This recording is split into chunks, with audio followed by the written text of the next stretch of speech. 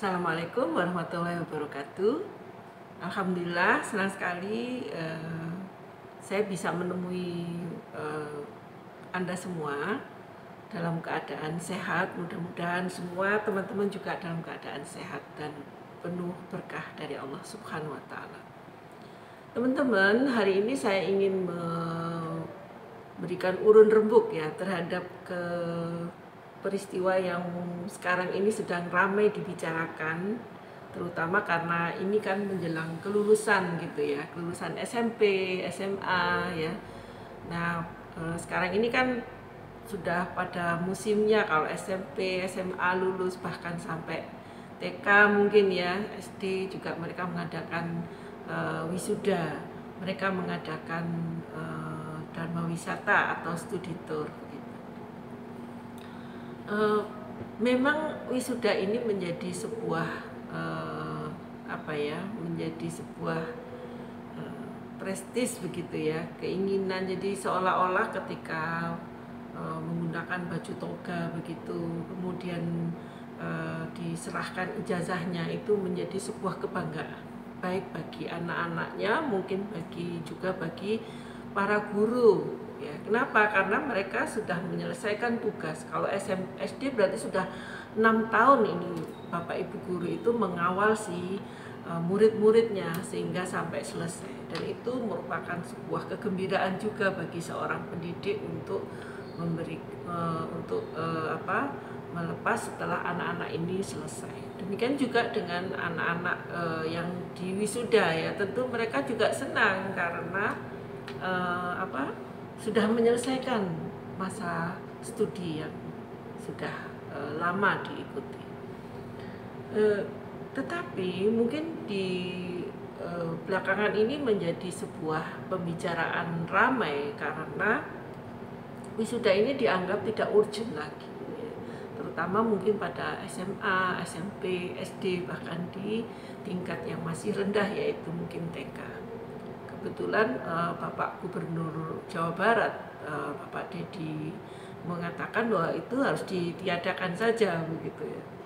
Nah, kalau saya sebetulnya di tengah ya, artinya begini, kalau untuk yang mungkin masih SD, masih SMP, mungkin bolehlah ditiadakan. Tetapi ketika SMA ini sebetulnya kalau menurut saya tidak usah ditiadakan. Kenapa?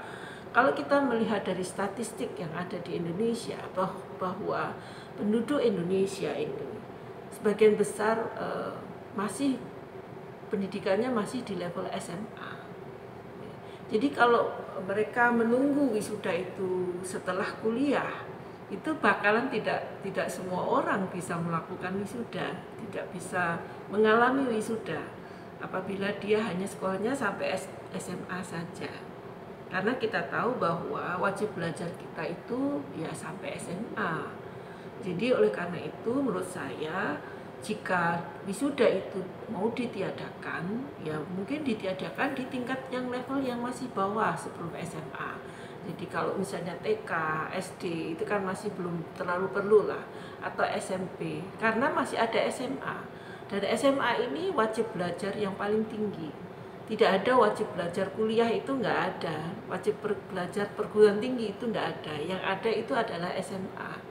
Jadi oleh karena itu, alangkah bijaksananya apabila wisuda itu diizinkan saja, tetapi di tingkat SMA.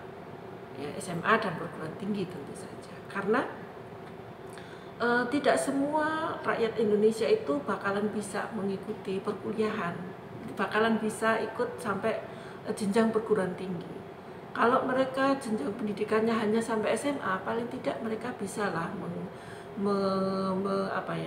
merasakan kegembiraan ketika wisuda itu.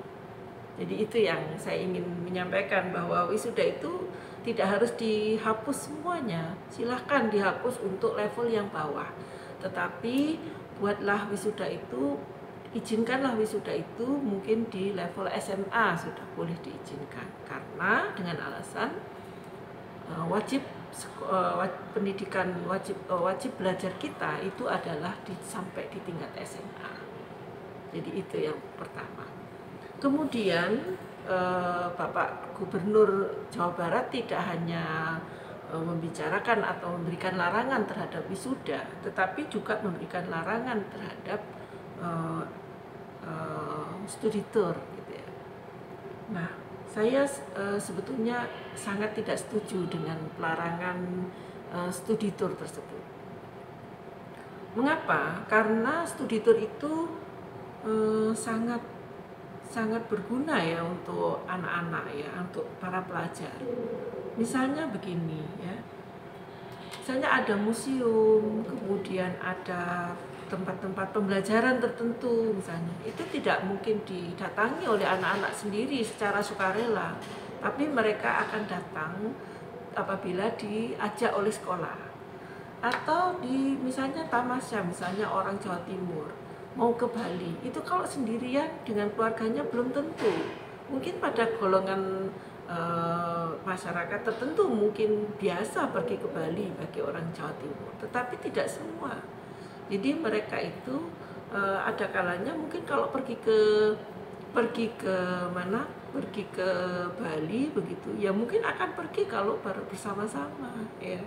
Jadi memang ada positifnya, dan sehingga dengan adanya studi tour itu anak itu bisa belajar, tidak hanya belajar di dalam kelas, tetapi belajar juga di luar, bagaimana kehidupan di luar, bagaimana suasana alam di luar dan lain sebagainya. Itu sangat penting untuk anak-anak, dan itu mungkin tidak akan pernah didapat ketika dia hanya dengan orang tuanya saja ya.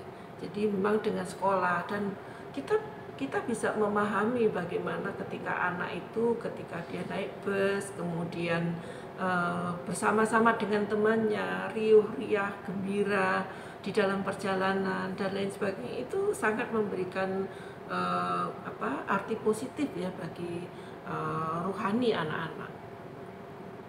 Jadi sebetulnya kalau dilarang itu menjadi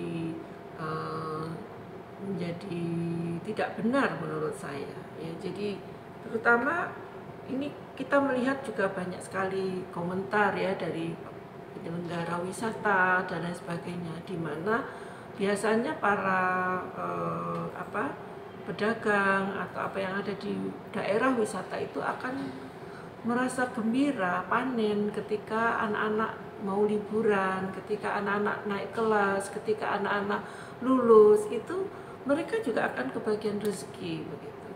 Dan selama ini kita sudah membuat negara kita sudah menggelontorkan banyak uang untuk pariwisata. Jika hanya karena satu gubernur kemudian melarang, dan itu dilarang oleh semua kepala daerah mengikuti tanpa koreksi begitu, itu sangat merugikan rakyat banyak. Dan beberapa waktu yang lalu disampaikan bahwa ini pergi ke Bali harus bayarnya sampai 6 juta, kemudian urunan nyelengi gitu, nyelengi 150 setiap bulan. Ya, saya kira itu hanya bagaimana memperbaiki manajemennya saja. Jadi seperti disampaikan, oh nanti bagaimana kendaraannya dan lain sebagainya, itu justru menjadi pendorong bagi pemerintah untuk memperbaiki industri pariwisata, termasuk jasa travel, kemudian mendorong untuk membuat tempat wisata itu menjadi betul-betul aman. Jadi bukan dilarang di sininya, tetapi diperbaiki di dalam manajemennya. Kenapa? Karena dengan studi tour itu sebetulnya tidak hanya aspek uang saja yang perlu diperhatikan ya, tetapi aspek yang lain. Misalnya kejiwaan anak itu juga sangat penting ya. Bila kalau dilarang begitu, anak-anak tentu juga perlu, dia harus pergi bersama teman-temannya sehingga dia bisa bersosialisasi dengan teman-temannya.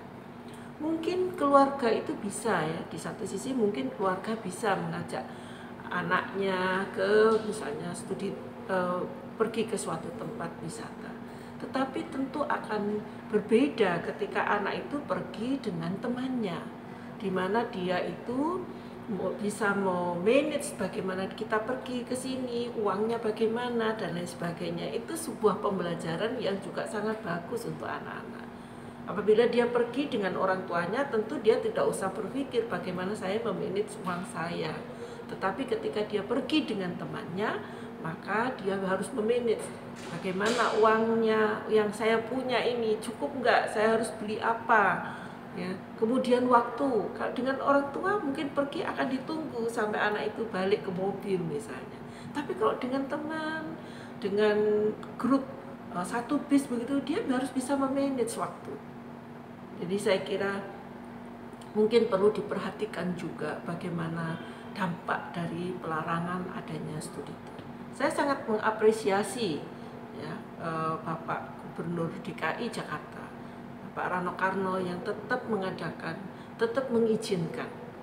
Jadi izinkan, tetapi berikan batasan-batasan. Bukan dilarang kemudian ditutup pintunya rapat-rapat, itu saya kira kurang bijaksana. Apalagi ketika itu kemudian dipanggil kepala sekolahnya, kemudian dicopot dan lain sebagainya. Itu sebuah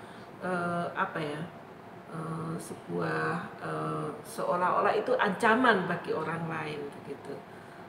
Jadi terus kemudian seolah-olah apabila sebuah sekolah itu tetap mengadakan itu seolah-olah sebuah penindasan bagi orang-orang yang tidak mampu begitu. Nah, saya kira itu perlu dipertimbangkan kembali. Jadi perlu juga diajarkan kepada anak-anak kita bahwa akan ada, dan dia diajari untuk menabung. Saya kira tidak ada salahnya juga anak-anak itu diajak menabung.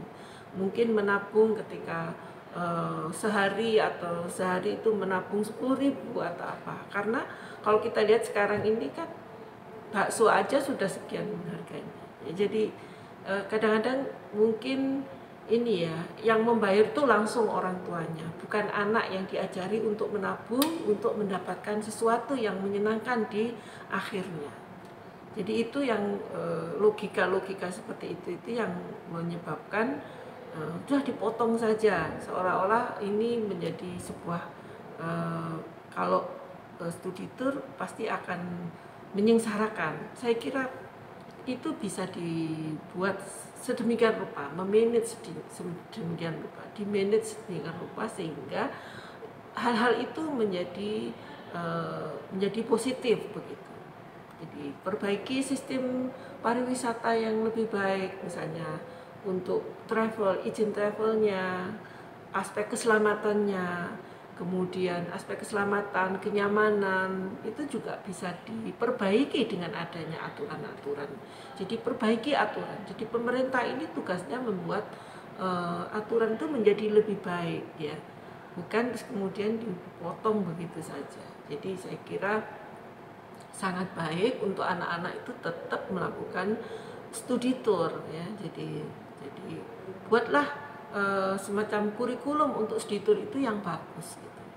Jadi manajemennya yang lebih diperbarui, bukan kemudian dilarang begitu saja kemudian ditutup pintunya. Jadi itu yang perlu diperhatikan lagi, perlu difikirkan kembali.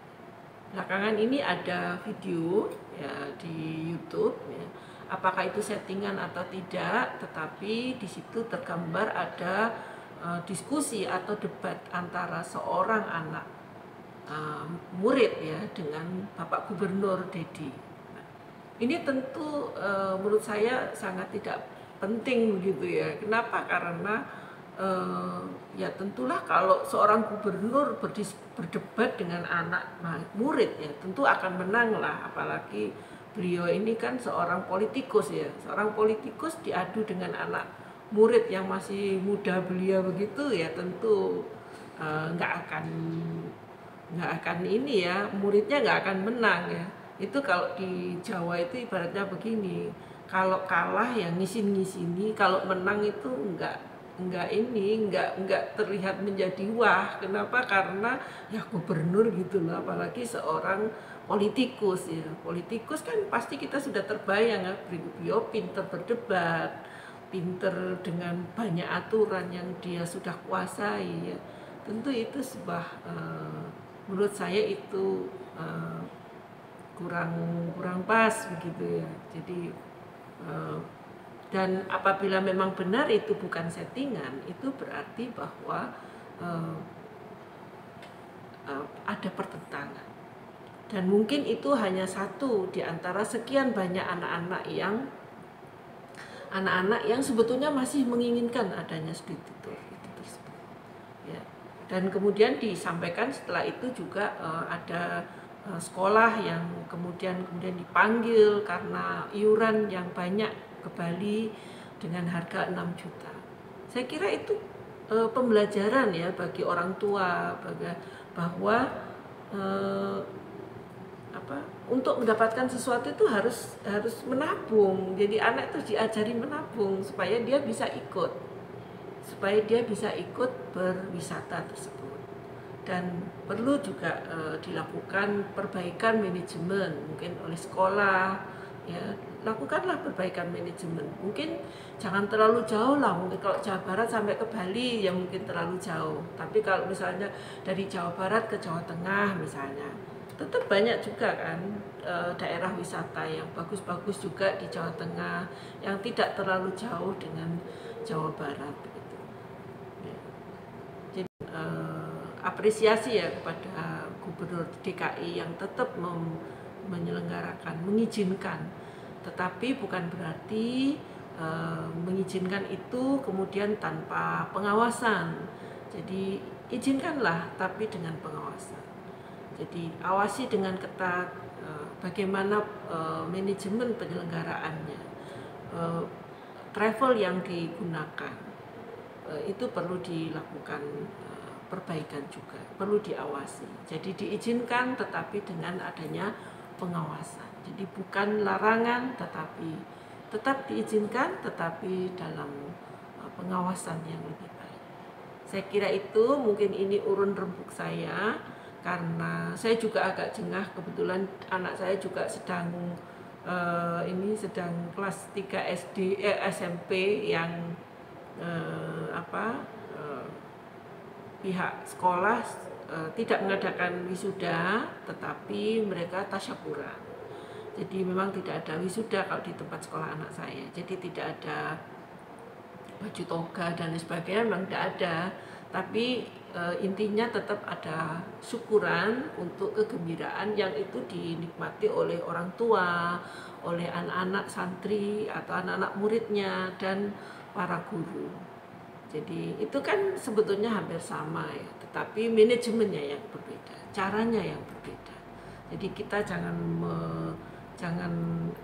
kebiasaan itu kadang-kadang kalau dipotong langsung itu memang berat. Jadi perlu disikapi dengan bijak. Jadi berikan arahan untuk perbaikan manajemen. Saya kira itu. Terima kasih sudah menyempatkan waktu untuk menonton video saya. Mohon maaf apabila ada salah kata dan mohon maaf apabila Anda tidak setuju dengan apa yang saya sampaikan. Ini adalah perasaan saya, apa yang saya sampaikan, dan Anda boleh berkomentar terhadap apa yang sudah saya sampaikan. Assalamualaikum warahmatullahi wabarakatuh. Sampai berjumpa kembali.